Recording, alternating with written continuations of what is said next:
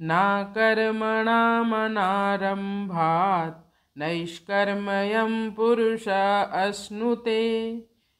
न कर्मणामनारम्भात् नैष्कर्म्यं पुरुष अश्नुते। न च सन्न्यस्नदेव सिद्धिसमधिगच्छति। न च सन्न्यस्नादेव सिद्धिं समधिगच्छति। अब हम इसको फिर से दोहराएंगे। न कर्मणामनारम्भात् नैष्कर्म्यं पुरुषः अश्नुते। न च सन्न्यस्नादेव सिद्धिं समधिगच्छति। नैष्कर्म्यम का मतलब है आपकी प्रेजेंस में, आपकी चेतना में सब कुछ होता रहता है। कर्तव्य कर्म को अवॉइड करने से भी सिद्धि नहीं मिलती। तो भगवान ने कहा ना कर्मणा मनारंभात। ऐसा नहीं है अर्जुन कि व्यक्ति यह कहे कि बस मैं कोई कार्य नहीं करूँगा, मैं कोई कार्य और आरंभ ही नहीं करूँगा क्योंकि कार्य से बंधन होता है, बिल्कुल निष्क्रिय बैठ जाऊँगा। इससे व्यक्ति नैष्कर्म्यम यानी कर्म बंधन से मुक्त नहीं हो सकता।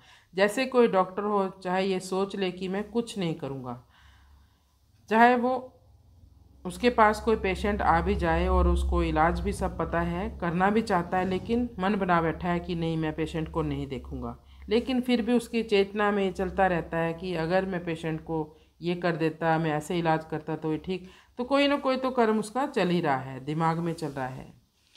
तो नाच संन्यास न देवा, नहीं संन्यास लेने से, कर्मों को सदा के लिए त्याग देने से सिद्धि प्राप्त नहीं होती। सिद्धि फिर कैसे मिलती है? सिद्धि मिलती है अंतःकरण को शुद्ध करने से। अब हम इसका अनुवाद करेंगे। मनुष्य ना तो कर्मों से विमुख होकर कर्म बंधन से मुक्त हो सकता है और ना ही गेरुए वस्त्र पहनकर यानी संन्यास लेने से कर्मों के त्याग करने से सिद्धि प्राप्त कर सकता है। सिद्धि के लिए चेतना शुद्ध होनी चाहिए। अब हम इसका भाव जानते हैं। जो अपना है, अपने में है और अभी है, प्रेजेंट में है, उस तत्व की प्राप्ति कुछ करने से नहीं होती, क्योंकि उसकी अप्राप्ति मतलब कभी नहीं मिलने वाली, ये कभी नहीं होता। हम कुछ करेंगे तब हमें प्राप्ति होगी, यह भाव देह अभिमान को पुष्ट करने वाला है। प्रत्येक क्रिया का आरंभ और अंत होता है, इसलिए क्रिया करने से उसकी प्राप्ति हो जाएगी। जो विद्यमान नहीं है परंतु प्रकृति के साथ संबंध होने के कारण प्रत्येक प्राणी में क्रिया का वेग रहता है, क्रिया करने का जोश रहता है, जो उसको क्रिया रहित नहीं होने देता।